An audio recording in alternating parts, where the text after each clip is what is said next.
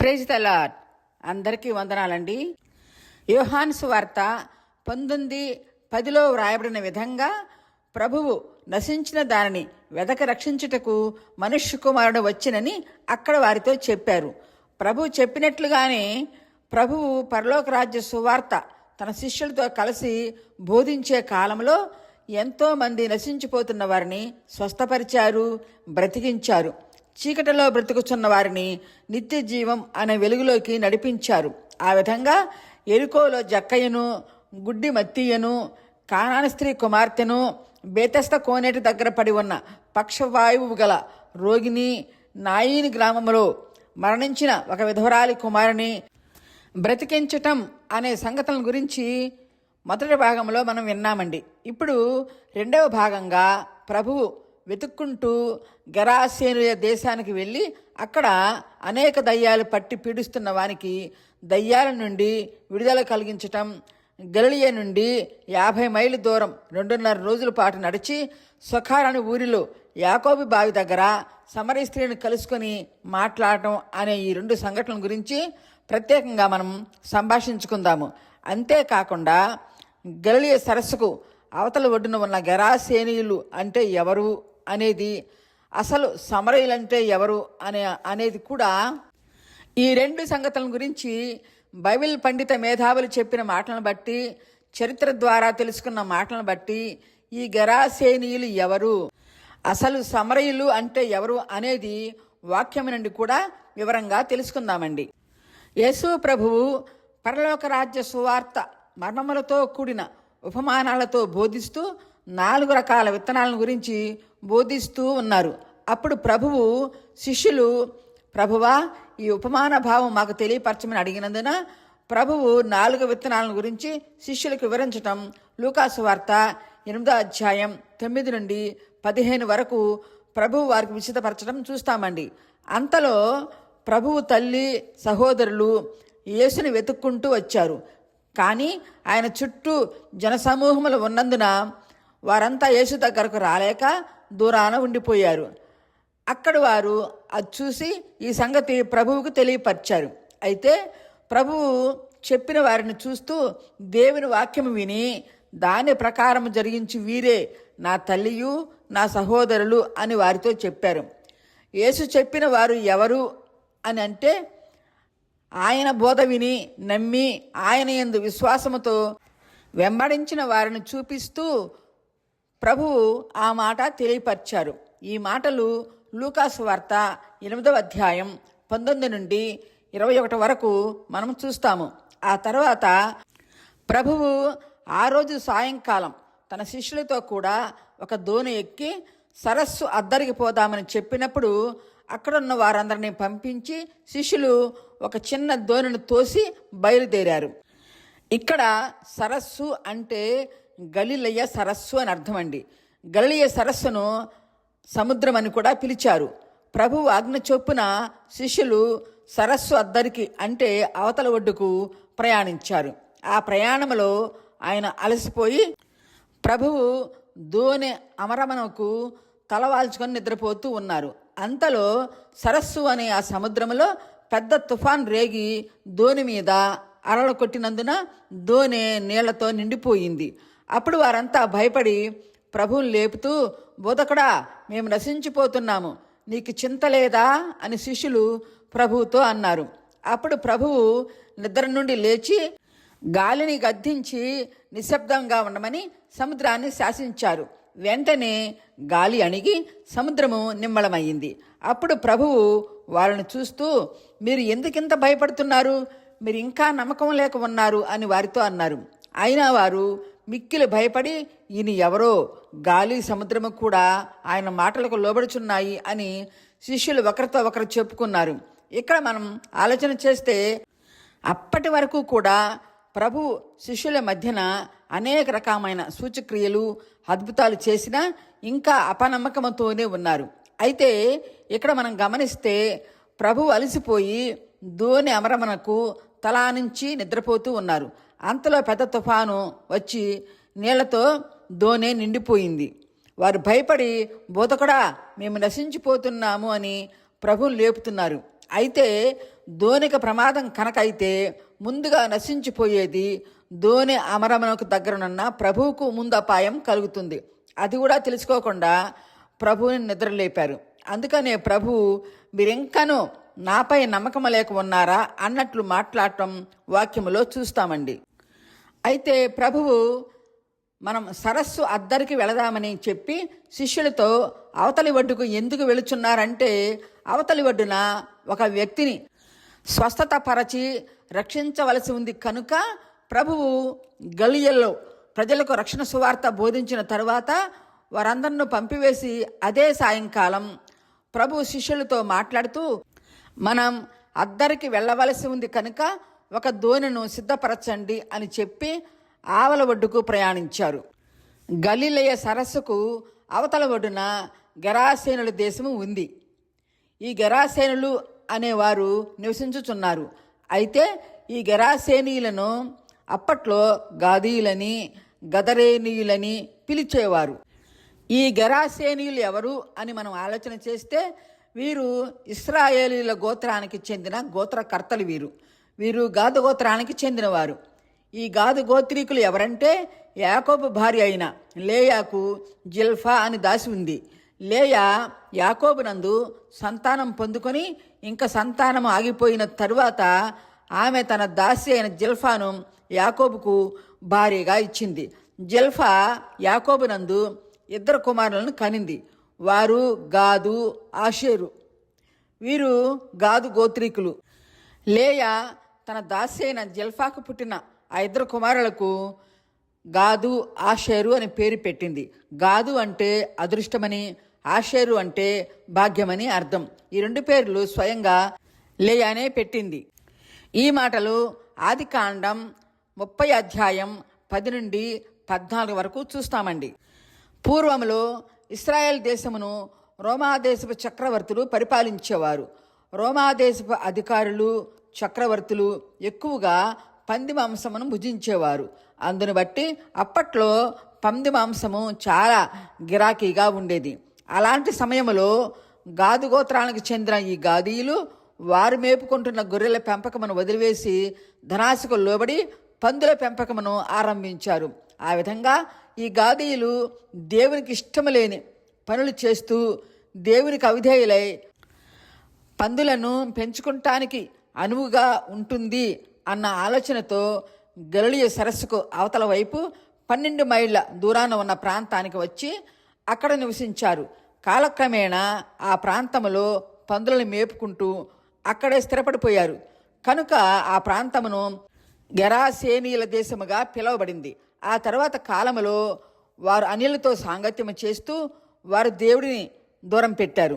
అలాగా జరుగుతున్న కాలంలో ఆ గెరాసేనీయుల దేశములో ఉన్న ఒక వ్యక్తికి అనేక దయ్యములు పట్టినందున తనకు తాను రాళ్లతో గాయపరుచుకోవటమే కాకుండా అక్కడ దరిదాపులలో ఉన్న వారిని కూడా బాధ పెడుతూ అందరినీ భయభ్రాంతులను చేస్తూ ఉన్నాడు.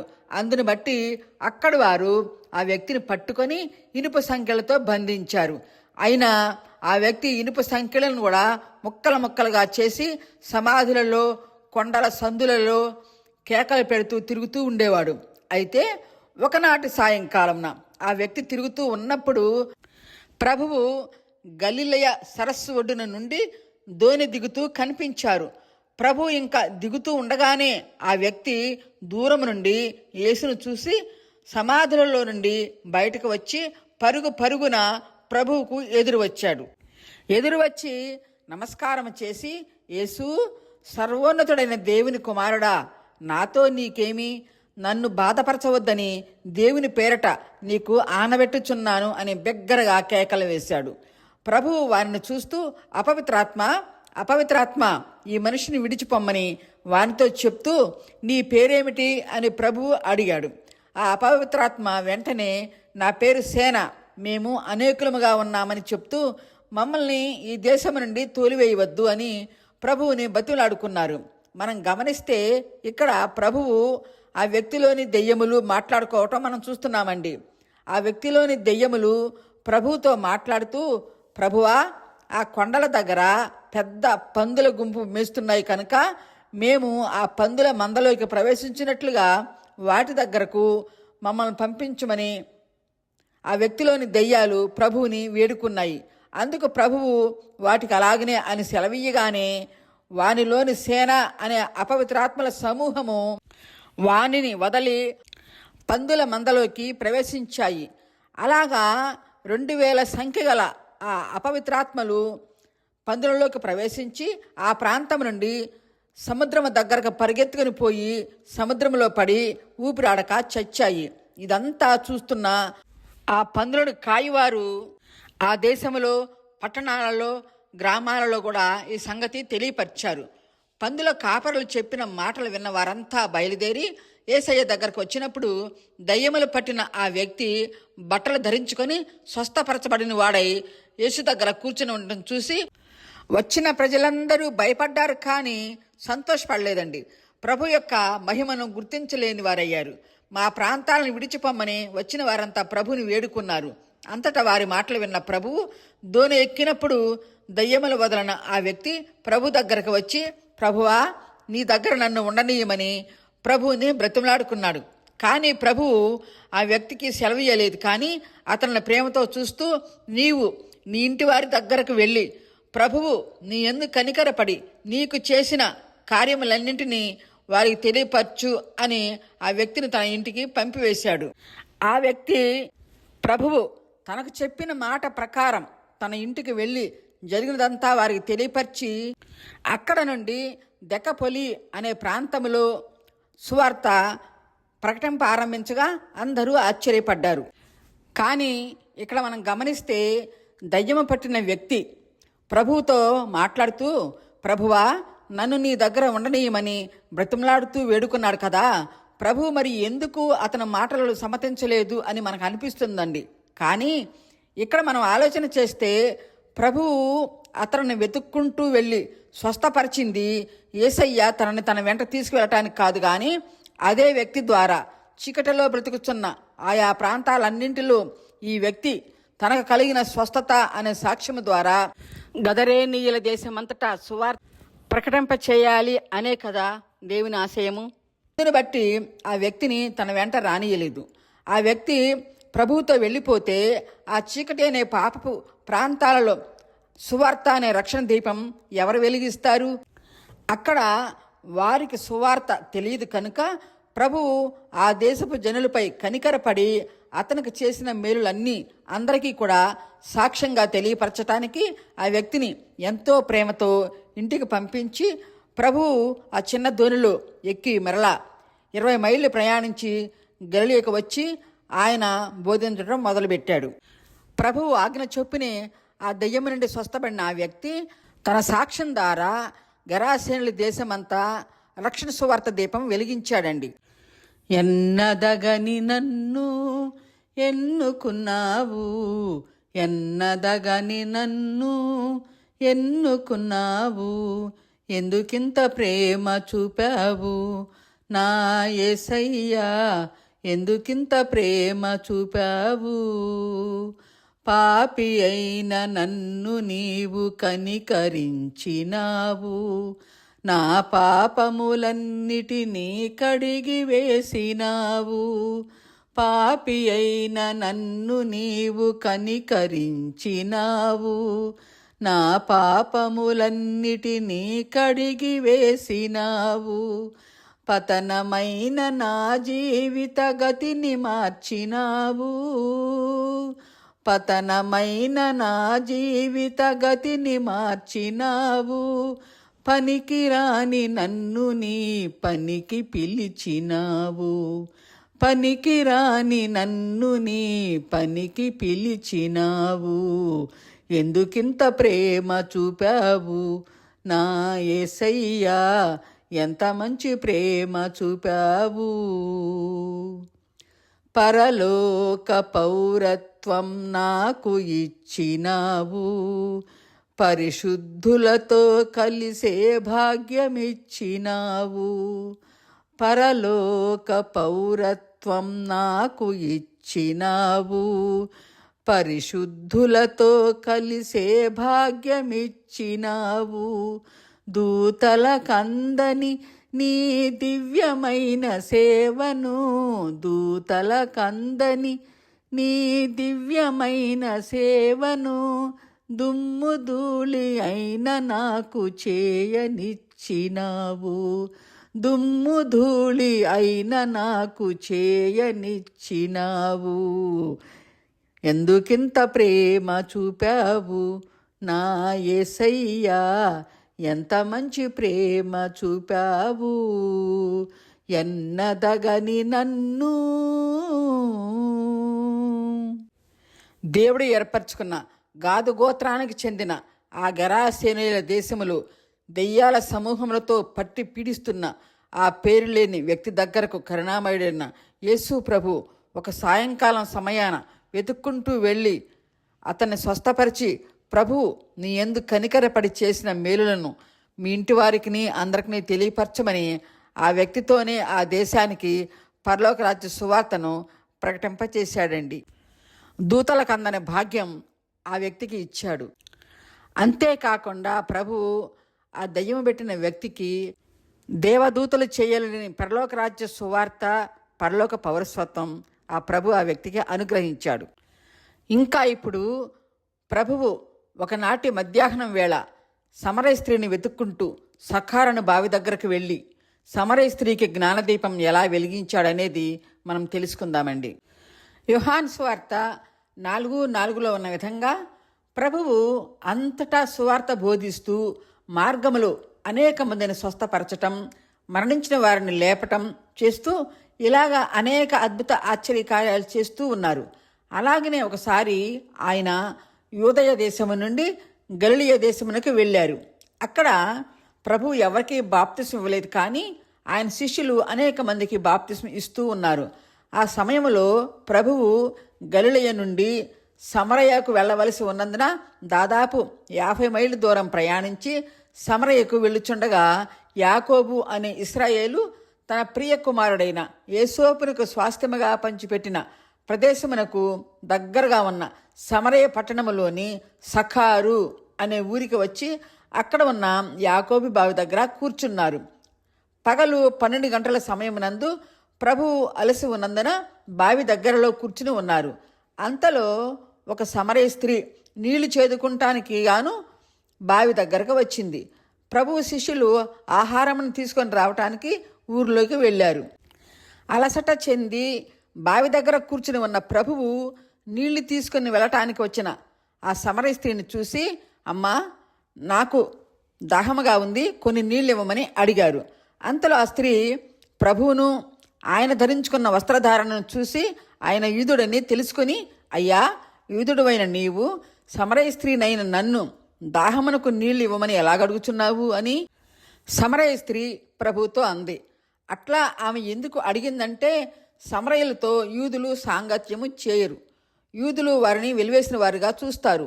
అందుకని యూదులైన మీరు మాతో మాట్లాడటానికి కూడా ఇష్టపడరు కదా, మరి యూదుడువైన నీవు దాహమునకు నాకు నీళ్ళు ఇవ్వమని నన్ను ఎలాగ అడుగుచున్నావు అని ఈ సమరయ స్త్రీ యూదుడైన ప్రభుని ప్రశ్నించింది.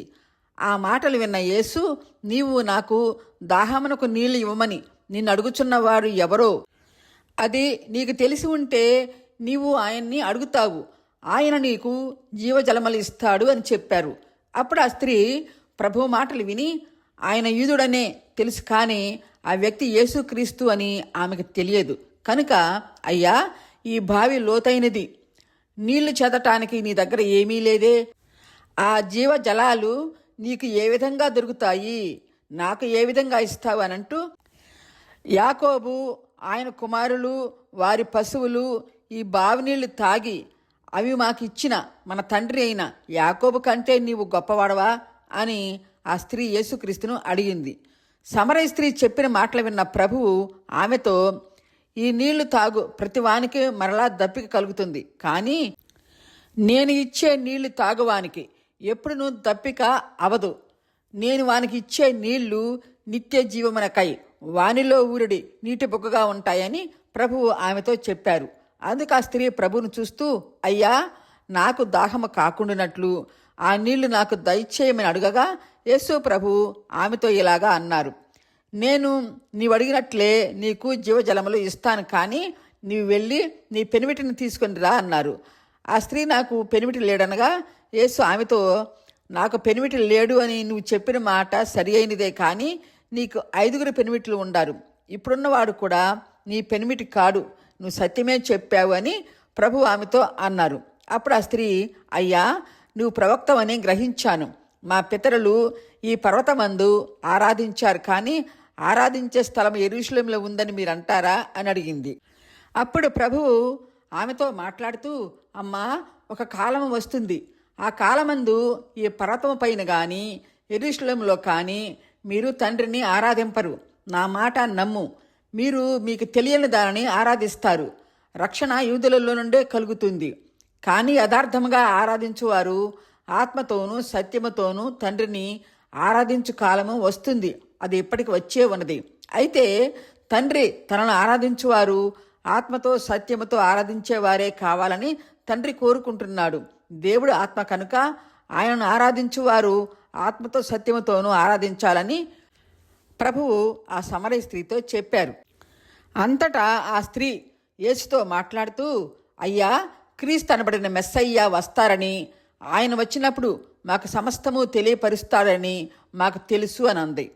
యేసు ప్రభు, అమ్మా, నీతో మాట్లాడుచున్న నేనే ఆ మెస్సయ్యాను అని చెప్పినప్పుడు ఆ సమరయ స్త్రీ తన నీళ్లకుండను కూడా అక్కడే వదిలిపెట్టి, నేను మెస్సయ్యా అనే క్రీస్తును కనుగొన్నాను, నేను చేసినవన్నీ నాకు తెలియపరిచాడు, ఆయనే క్రీస్తు, మీరందరూ వచ్చి చూడమని ఆ ఊరిలోని వారికి అందరికీ తెలియపరిచింది. ప్రభువు ఎప్పుడైతే అమ్మ ఆ మెస్సయ్యాను నేనే అని చెప్పాడో, సమరయ స్త్రీ పరుగున సమరయ పట్టణంలోనికి వెళ్ళి అందరినీ పిలుచుకుని వచ్చింది. ఆమె మాటలు ఉన్న ఆ ఊరి ప్రజలు ఆ మెస్సయ్యాను మేము కూడా వచ్చి చూస్తాము అని వారంతా ఒక గొప్ప సమూహములుగా వచ్చారు. ఆ స్త్రీ మాటలు విన్న వారంతా, ఆ సమరయ ప్రజలంతా, ప్రభువా, మాతో వచ్చి మాతో ఉండమని బ్రతిమలాడినందున ప్రభువు వారి వెంట వెళ్ళి వారితో 2 రోజులుండి రక్షణ సువార్త బోధించి సమరయ పట్టణ ప్రజలకు నిత్య జీవము కలిగించారు. సమరయుల పట్ల ప్రభువుకి ఇంత ప్రణాళిక ఉంది కనుకనే 12 గంటల సమయంలో గలిలయ నుండి 50 మైళ్ళు ప్రయాణం చేసి ఎండవేళ సఖార్ అనే ఊరిలో ఉన్న యాకోబు బావి దగ్గర కూర్చుని ఉన్నాడు. యేసు ప్రభువు గలిలయ నుండి సమరయకు 50 మైళ్ళు అంటే 2.5 రోజులు నడిచారు అని చరిత్ర చెబుతుంది.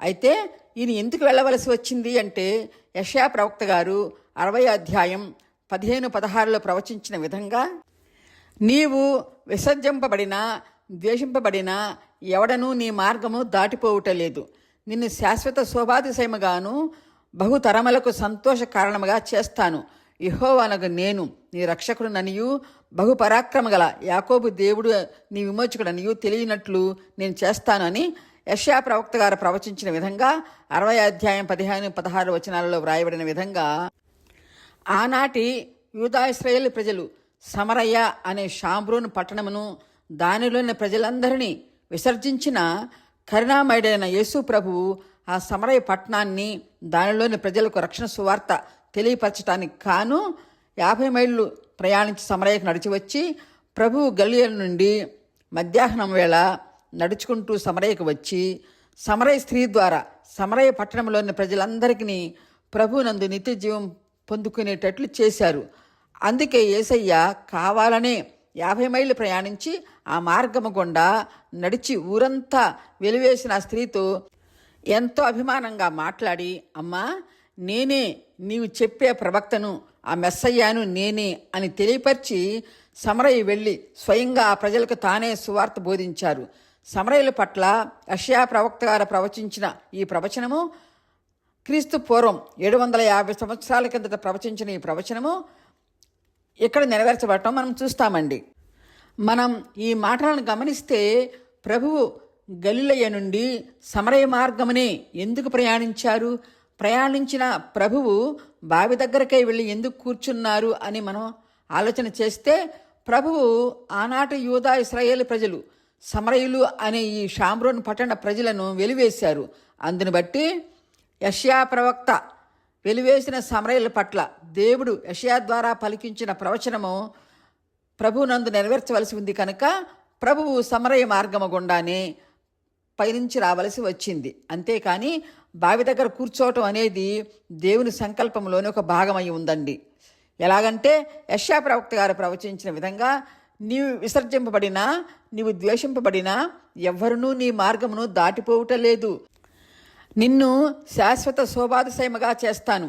యెహోవానకు నేను నీ రక్షకుడనియు బహుపరాక్రమగల యాకోబు దేవుడి నీ విమోచకుడని నీకు తెలిసేటట్లు చేస్తాను అని యెషయా గారు ప్రవచించిన విధంగా ప్రభువు సమరయ మార్గము గుండా ప్రయాణించి దాహము కొరకు ఆ బావి దగ్గర కూర్చున్నారు.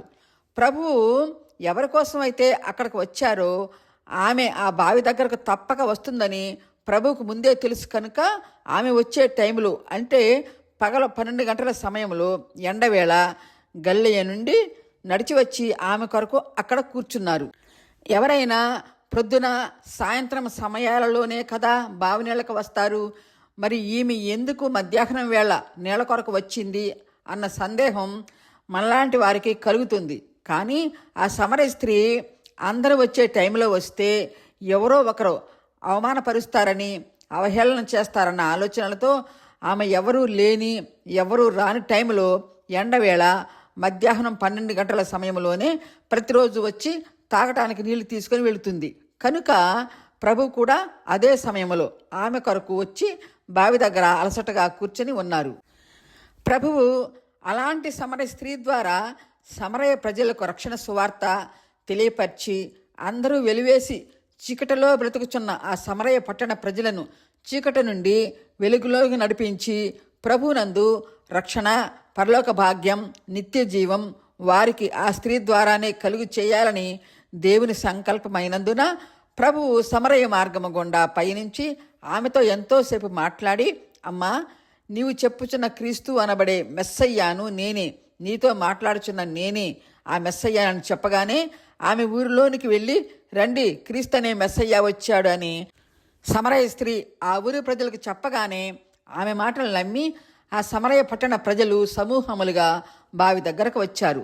ఆ విధంగా ప్రభువు నశించిపోతున్న వారిని వెతికి రక్షించేవారు కనుక సమరయ స్త్రీని ఆనాడు జక్కయ్యను వెతుక్కుంటూ గరాసేనుల దేశములో దయ్యములు పట్టిన వాడిని వెతుక్కుంటూ వెళ్ళి ఆయన స్వస్థపరిచి బెతెస్దా కోనేటి దగ్గర 38 సంవత్సరాల నుండి పడి ఉన్న పక్షవాయువు గల రోగిని వెతుక్కుంటూ వెళ్ళి అతనిని స్వస్థపరిచి కనాన స్త్రీ కుమార్తెను స్వస్థపరచడానికి గాను గలిలయ నుండి 80 మైళ్ళు ప్రయాణించి తూరు సీదోను ప్రాంతమునకు వెళ్ళినట్లుగా ఆ ప్రభువు సమరయ స్త్రీని కూడా వెతుక్కుంటూ వెళ్ళి ఆమె వచ్చే వరకు అక్కడే ఆ బావి దగ్గర కూర్చొని ఆమెతో ఎంతో ప్రేమతో అమ్మా అని సంబోధిస్తూ మాట్లాడి, మీరంతా విన్న మెస్సయ్య అనే క్రీస్తును నేనే, నీతో మాట్లాడుచున్నది నేనే అని చెప్పి ప్రభువు ఆమె ద్వారానే సమరయ పట్టణ ప్రజలందరూ వెలుగు మార్గములో నడిపించి ప్రభునందు నిత్య జీవం, పరలోక భాగ్యం పొందుకునేటట్లు ప్రభువు ఆ సమరయ స్త్రీ ద్వారానే తెలియపరిచాడండి. అసలు ఈ సమరయులు ఎవరు, యూదావారు ఈ సమరయులని ఎందుకు వెలివేశారు అనేది కూడా మనం 2-3 మాటలు తెలుసుకుందామండి. వీళ్ళంతా ఎవరు, వీరిని ఎందుకు వెలివేశారా అనేది మనకి క్షుణ్ణంగా అర్థమవుతుందండి. మహాజ్ఞాని అయిన సొలొమోను మహారాజు కూడా దేవుని ఆజ్ఞలను అతిక్రమించి స్త్రీలుడై దేవునికి అవిధేయుడయ్యాడు. దేవుడు సొలొమోను హెచ్చరించిన అదే పాపములోనే బ్రతికాడు. అప్పుడు దేవుడు ఉమ్మడిగా ఉన్న యూదా దేశాన్ని సొలొమోను కుమారుడైన రెహబాము కాలంలో ఉమ్మడి దేశమైన యూదా రాజ్యాన్ని 2గా విభజించాడు. అప్పట్లో 12 గోత్రాలతో కలిసి ఉన్న యూదా రాజ్యం విడిపోయి 11 గోత్రాలతో ఇశ్రాయేల్ రాజ్యం ఏర్పడింది. యూదావారు బెన్యామీన్ గోత్రమును కలుపుకొని యూదా రాజ్యంగా ఏర్పడింది. అయితే ఆనాటి ఇశ్రాయేల్ రాజులు ఇశ్రాయేల్ ప్రజలను విగ్రహారాధులుగా చేసి దేవునికి దూరం చేశారు. ఆ తర్వాత యూదా రాజులు కూడా దేవుని యందు విరోధముగా ఉన్నందున దేవుడు వారిని కూడా శిక్షించాడు. యూదా వారిలో 3-4 రాజులు మాత్రం చక్కని పరిపాలన చేశారు. ఇశ్రాయేల్ రాజులు మాత్రం ఏ ఒక్కరూ మంచిగా పరిపాలించలేదు. అందరూ కూడా అన్యులతో సాంగత్యం చేసి దేవునికి విరోధంగానే బ్రతికారు. ఆ విధంగా ఉమ్మడి రాజ్యం విడిపోయిన తరువాత ఎవరి రాజ్యాన్ని వారు పరిపాలించుకుంటూ ఉన్నారు. అలాగా జరిగిపోతున్న కాలంలో యూదా రాజైన ఆసా పరిపాలనా కాలంలో 31 సంవత్సరమున ఒమ్రీ అనే రాజు ఇశ్రాయేల్ వారిని 12 సంవత్సరాలు పరిపాలించాడు. ఈ ఒమ్రి అనే ఇశ్రాయేల్ రాజు వారికి రాజధానిగా ఒక పట్టణం కట్టించాలి అన్న తలంపుతో షమరు అనే వ్యక్తి దగ్గర ఒక కొండను 4 మణుగుల వెండికి కొన్నాడు. ఆ కొండ మీద ఒక పట్టణం కట్టించిన తరువాత కొండ యజమాని పేరు షమరు కనుక ఆయన పేరు కూడా కలిసి ఉండే విధంగా ఇశ్రాయేల్ రాజైన ఒమ్రి ఆ పట్టణానికి షామ్రోను అని పేరు పెట్టాడు.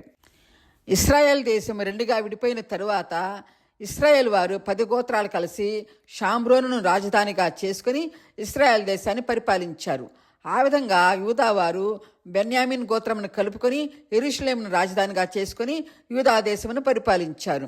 ఇశ్రాయేలు రాజైన ఒమ్రి కొండపై కట్టించిన షామ్రోను పట్టణము కాలానుగుణంగా సమరయ పట్టణంగా పిలువబడిందండి. ఆ విధంగా ఎందుకు పిలువబడింది అనేది వాక్యానుసారముగా పరిశుద్ధ గ్రంథం నుండి తెలుసుకుందాము. ఆనాటి ఇశ్రాయేల్ రాజుల పరిపాలన దేవునికి విరోధముగా జరుగుతూ ఉండేది. అంటే జీవము గల దేవుడిని మరచి అన్య దేవతలను సేవించేవారు. అలాంటి సమయంలో దేవుడు ఇశ్రాయేల్ వారి దగ్గరకు ఎంతోమంది ప్రవక్తలను పంపించినా వారు వినకుండా అక్రమ మార్గంలోనే నడిచారు. అప్పుడు దేవునికి ఇశ్రాయేల్ వారిపై ఉగ్రత వచ్చింది. అందును బట్టి అష్షూరు రాజులను ఇశ్రాయేల్ వారిపై దండెత్తి రావటానికి వారిని ప్రేరేపించాడు.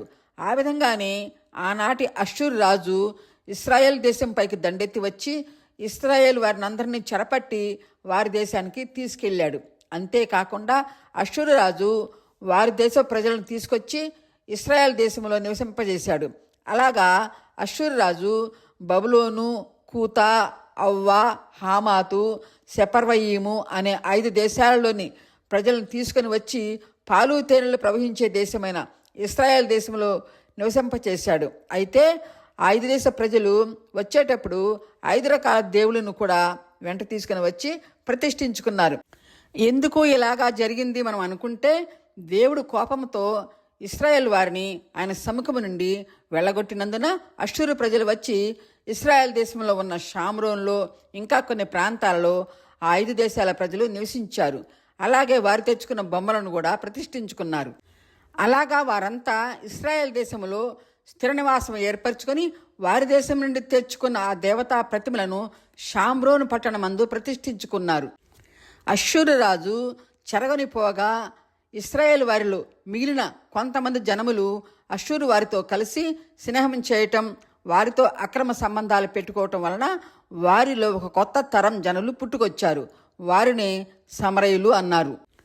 సమరయులు అంటే వెలివేసిన వారని, అంటరాని వారని, తక్కువ జాతి వారు అన్న భావన కలిగి ఉండేవారు. అయితే వారితో సాంగత్యము చేసి సంతానము కన్నా ఆనాటి యూదా ఇశ్రాయేలు వారే వారిని అవమానకరంగా చూస్తూ వారిని వెలివేసినట్లుగా చేశారు. అలాగా కూషు దేశస్థులకు అక్కడ మిగిలిన ఇశ్రాయేల్ వారికి పుట్టిన ఈ అన్ని జనులు సమరయులుగా పిలువబడినందున షామ్రోను పట్టణము సమరయ పట్టణంగా పిలువబడింది. అయితే ఆనాటి ఈ సమరయులంతా అష్షూరు ప్రజలు తెచ్చిన 5 దేవతా ప్రతిమలను కొలుస్తూ ఆ శిలా ప్రతిమలనే సేవిస్తూ వారే మమ్మల్ని భరించే భర్తలని, పెనిమిట్లు అని చెప్పుకునేవారు. మనం ఇక్కడ గమనిస్తే గలిలయ, సమరయ, యూదా దేశములు ఒకే దగ్గరగా ఉండేవి. గలిలయ నుండి ఎక్కడికి వెళ్ళాలన్నా సమరయ పట్టణం మీదుగానే వెళ్ళాలి. యూదయ వారు గలిలయకు వెళ్ళాలన్నా సమరయ గుండానే వెళ్లాల్సి ఉంది. కానీ యూదయ వారు గలిలయకు వెళ్ళాలంటే చుట్టూ తిరుగుతూ వెళ్ళేవారు. సమరయ మార్గము గుండా ప్రయాణం చేసేవారు కాదు.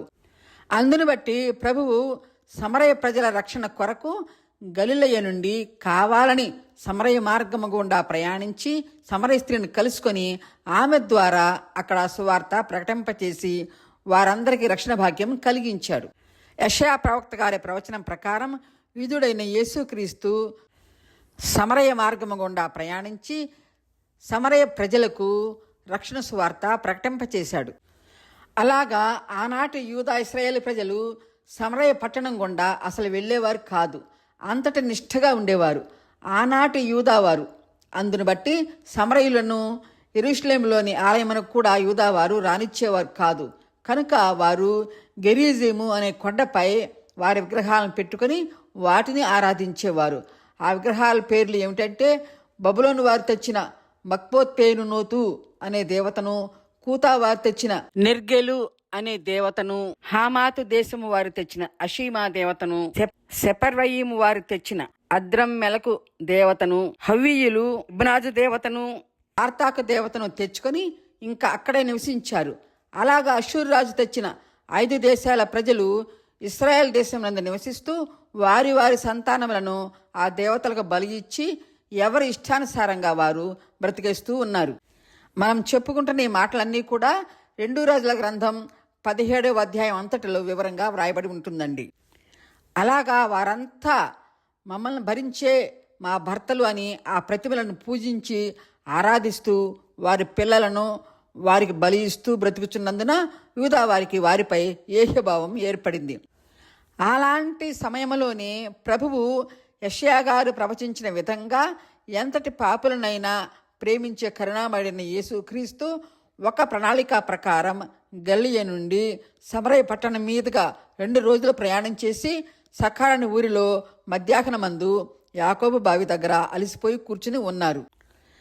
అయితే ఇప్పుడు మనం చెప్పుకోబోయే మాటలు చాలా చిత్రంగా ఉంటాయి కనుక శ్రద్ధగా విందామండి.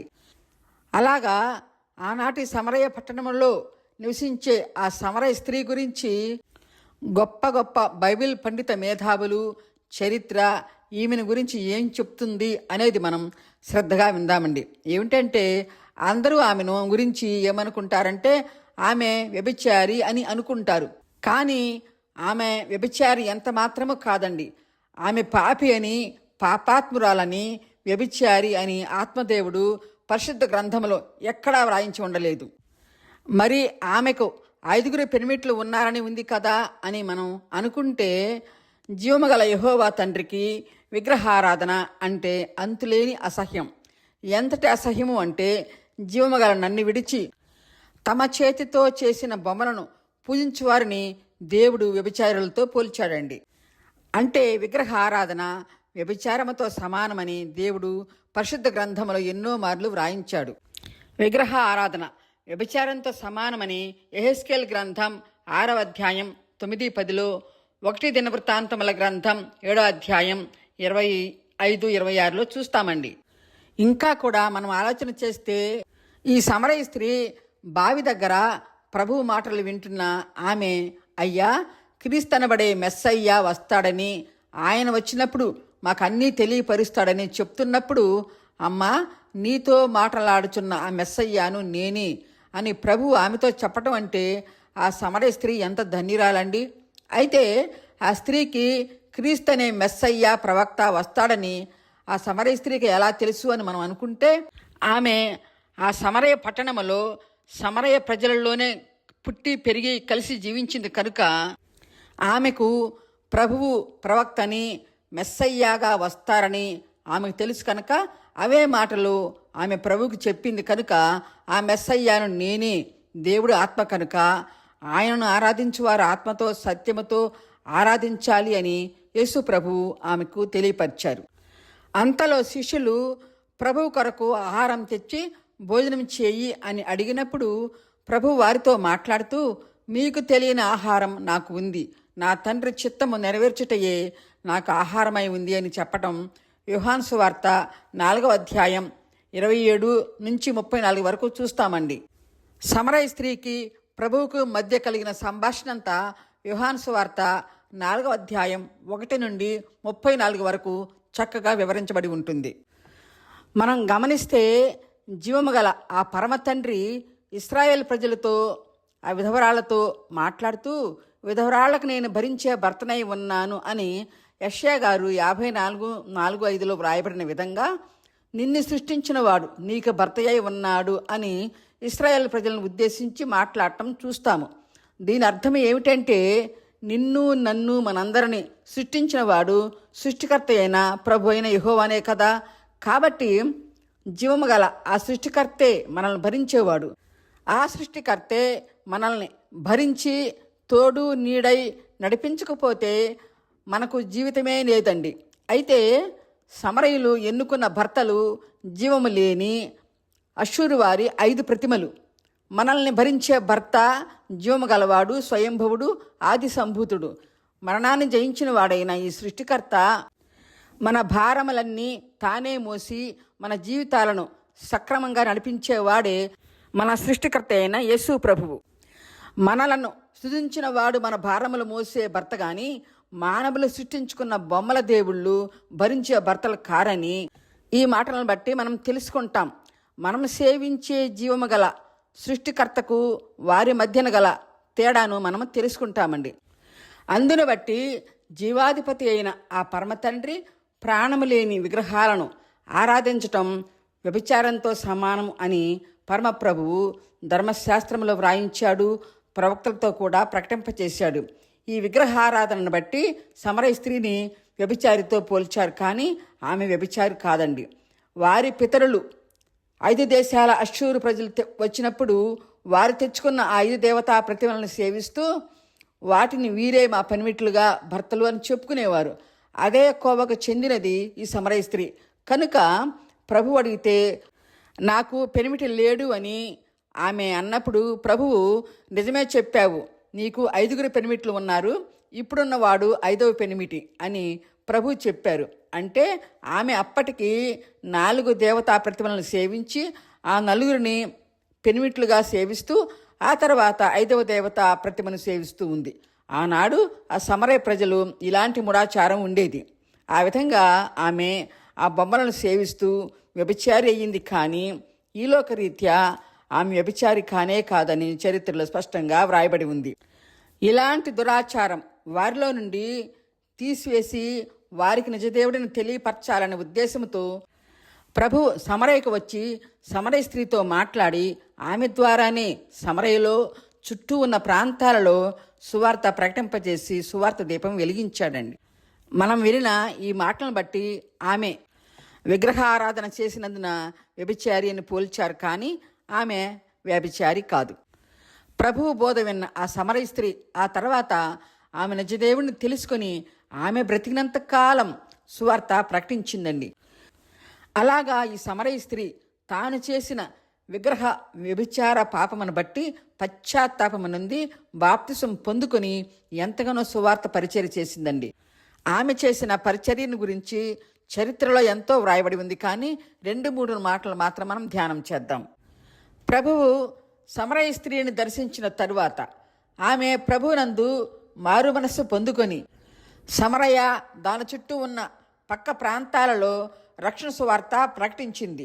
ప్రభువు శిలువపై మరణించి మృతిని జయించి పునరుత్థానుడైన తరువాత పరలోకానికి వెళ్ళబోతూ శిష్యులకు చెప్తూ ఎవరే గాని నిత్య నరకాగ్నికి వెళ్లకుండా వారి వారి ఆత్మలను రక్షించండి అని ప్రభు శిష్యులకు చెప్పి అందరూ చూస్తూ ఉండగానే ఒలీవల కొండపై నుండి పరలోకమునకు ఆరోహణమైన తరువాత ఆ శిష్యులందరూ రక్షణ సువార్త నిమిత్తము విస్తృత పరిచర్య చేశారు.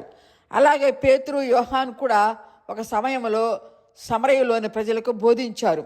ఆ సమయంలో సమరయ స్త్రీకి బాప్తిస్మ ఇచ్చి పోర్టిని అని పేరు పెట్టారు. ఆ కాలంలో పేతురు, పౌలు గారు రోమాదేశంలో సువార్త పరిచర్య చేస్తున్నప్పుడు ఆనాటి రోమా చక్రవర్తి అయిన నీరో చక్రవర్తి రోమాలో సువార్త చెప్తున్నందున నీరో పౌలు గారిని, పేతురును 2-3 రోజుల తేడాలో 2 చంపించాడు. పౌలు గారిని శిరచ్ఛేదనం చేయించాడు. పేతురు కోరిక మేరకు తలక్రిందులుగా సిలువేసి చంపించాడు. ఇది తెలుసుకున్న సమరయ స్త్రీ తన కుటుంబంతో అక్క చెల్లెళ్ళు అన్నదమ్ములతో సహా రోమా దేశానికి బయలుదేరి అక్కడ సువార్త ప్రకటించటం ప్రారంభించింది. ఆ సమయంలో నీరో చక్రవర్తి వారితో యేసుని గురించి బోధించకూడదు అని చెప్పినా వారు విననందున సమరయ స్త్రీ సహోదరులను ఉరిదీసి చెట్టుకు వేలాడదీశాడు. చివరకు సమరయ స్త్రీని కూడా ఒక నీళ్లు లేని బావిలో బంధించాడు. ఒకసారి నీరో చక్రవర్తి సమరయ స్త్రీతో మాట్లాడుతూ, నీవు మా దేవుళ్లకు మొక్కితే నిన్ను నిర్బంధించును అన్నాడు. అప్పుడు ఆమె నీరో వైపు చూస్తూ, జీవము గల నా దేవుడిని వదలి జీవము లేని చేతితో చేసిన బొమ్మలకు నేను పూజించను అని సమాధానం ఇచ్చింది. అందుకు నీరో చక్రవర్తి కోపంతో మరలా ఆమెను ఆ నీరు లేని బావిలోనే నిర్బంధించాడు. ఆ విధంగా ఆమె ఆహారము నీళ్లు లేకుండా ఆ నీరు లేని బావిలోనే ఎంతో కాలం నిర్బంధించబడింది. ఆనాటి సమరయ స్త్రీ ఆ బావిలోనే ఉండి ప్రభువుని స్తుతులతో పాటలతో ప్రార్థిస్తూ ప్రభు యొక్క వెలుగును దర్శనం పొందుకున్న తర్వాత ఆమె మరణించింది అని చరిత్ర చెప్తుంది. ఈమె గురించి చరిత్రలో ఎంతగానో వ్రాయబడి ఉంటుంది, కానీ ఈ కొన్ని మాటలను మనం తెలుసుకున్నాము. ఈమెను గురించి తెలుసుకోవాలంటే గూగుల్లో సెర్చ్ చేస్తే ఎంతో వివరణ దొరుకుతుందండి. ఆమె మరణించిన తరువాత సెయింట్ పోటిని అని సత్కరించారు. ఈమె క్రీస్తు శకము 66వ సంవత్సరంలో ప్రభు కొరకు హతసాక్షి అయ్యింది. ఆమె ఆ నీరు లేని బావిలో ఎంతో బాధపడింది అని చరిత్రలో వ్రాయబడి ఉంది. నీరో చక్రవర్తి సమరయ స్త్రీని ఎందుకు మరీ అంతగా బాధించాడంటే, నీరో చక్రవర్తి కుమార్తె సమరయ స్త్రీ బోధించే సువార్తకు ఆకర్షితురాలై సమరయ స్త్రీ ద్వారా ప్రభువును విశ్వసించి ఆమె ద్వారా రక్షణ పొందుకుంది. ఆమె కూడా తన తండ్రి నీరో ఎంత హింసించినా ఆమె సువార్త ప్రకటిస్తూనే క్రీస్తు శకం 63లో మరణించింది. నీరో చక్రవర్తికి ఆమె ఒక్కతే కుమార్తె, ఇంకా సంతానము ఎవరు లేరు. ఆమె చనిపోయిన తరువాత 3 నెలలకే నీరో చక్రవర్తి మంటల్లో కాలి చనిపోయాడు. నీరో చక్రవర్తి ఒకసారి సమరయ స్త్రీ కుటుంబమును ఇంటికి పిలిచి రాచ మర్యాదలతో విందు చేయించి వజ్రాలు, రత్నాలు, బంగారం, డబ్బు ఆశ చూపించి, మీరు యేసు సువార్త ఆపేస్తే ఇవన్నీ మీకు ఇస్తాను, మీ దేశం వెళ్ళిపోండి అని చెప్పినా వారు ఈలోక ధన సంపదల కంటే జీవమగల యేసే మాకు ఎనలేని ధననిధి అని వాటిని తృణప్రాయంగా తృణీకరించారు. నీరో చక్రవర్తి కూతురి పేరు సబీనా. అయితే ఈ సమరయ స్త్రీ నీరో చక్రవర్తి కూతురికి బాప్తిస్మిచ్చి డొమిన్నానా అని పేరు పెట్టింది. ఇంకా చివరిగా ఈ సమరయ స్త్రీని గురించి మరొక్క సంగతి విందామండి. ఈమె ప్రభువు ప్రవక్త మెస్సయ్యా అని తెలుసుకొని పట్టణంలోకి పరుగున వెళ్ళి, నేను మెస్సయ్యా అనే క్రీస్తుని చూశాను, మీరు కూడా రండి చూదురు గాని అని చెప్పినప్పుడు ఆ ఊరి ప్రజలు ఆమెను నమ్మి విశ్వాసముంచి ప్రభు దగ్గరకు వచ్చి ఆయన్ని దర్శించారు. కానీ సమరయ స్త్రీ ప్రభుని దర్శించాడని వారు వ్యంగ్యంగా మాట్లాడలేదండి. ఈమెనంట ప్రభు దర్శించాడంట, చెప్తే కూడా నమ్మేటట్లు ఉండాలి అని అనలేదు. కానీ ఆమె మాటలు విని గౌరవించి అందరూ కూడా ప్రభు దగ్గరకు వచ్చి ప్రభువుని వారి గ్రామానికి తీసుకువెళ్ళి ప్రభువు చెప్పిన సువార్తను ఎంతో ఇష్టంగా ఆలకించారండి. దీనిని బట్టి ఇక్కడ మనం ఆలోచన చేస్తే ఆమె కేవలం విగ్రహారాధికురాలే కానీ ఆమె పాపాత్మురాలు కాదు. ఊరిలో వారంతా ఆమె మాటలను గౌరవించి ప్రభువుని దర్శించారంటే ఆమె యందు ఆ ఊరి ప్రజలకు ఎంత ప్రేమ గౌరవం ఉన్నట్లే కదా.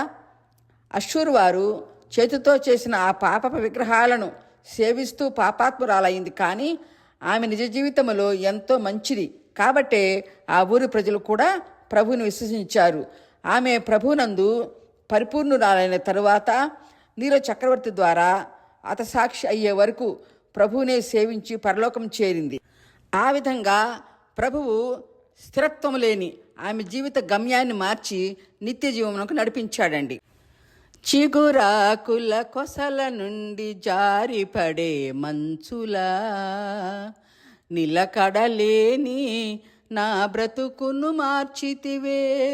చిగురాకుల కొసల నుండి జారిపడే మంచులా నిలకడలేని నా బ్రతుకును మార్చితివే. మధురమైన నీ ప్రేమను నే మరువలేనయ్యా, మధురమైన నీ ప్రేమను నే మరువలేనయ్యా. మారని దేవుడవయ్యా మరువని యేసయ్యా, మారని దేవుడవయ్యా మరువని యేసయ్యా. ఈ జీవిత యాత్రలో మలుపులెన్నో తిరిగినా నిత్య జీవ గమ్యానికి నన్ను చేర్చితివే. ఈ జీవిత యాత్రలో మలుపులెన్నో తిరిగినా నిత్య జీవ గమ్యానికి నన్ను చేర్చితివే.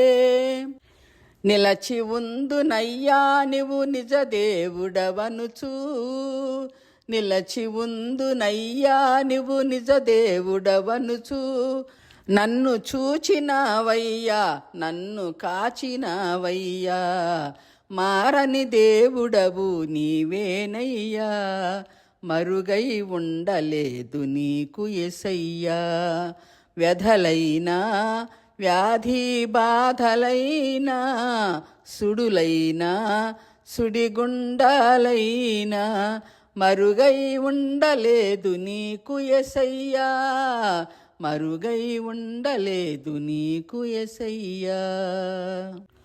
ప్రభువు కనుదృష్టికి ఏదీ మరుగై ఉండదు కనుక 2.5 రోజులు ప్రయాణించి ప్రభువు సమరయకు వచ్చి సమరయ స్త్రీని దర్శించి రక్షణ భాగ్యం, ప్రభునందు నిత్య జీవం కలిగించాడండి. వాక్యములో ఉన్న రీతిగా నీ దేహము దేవుని ఆలయమని మీరు ఎరుగరా అని పౌలు గారు చెప్పిన విధంగా మన దేహము దేవాలయమై, మన హృదయము ఆయన సింహాసనమై ఉన్నదండి.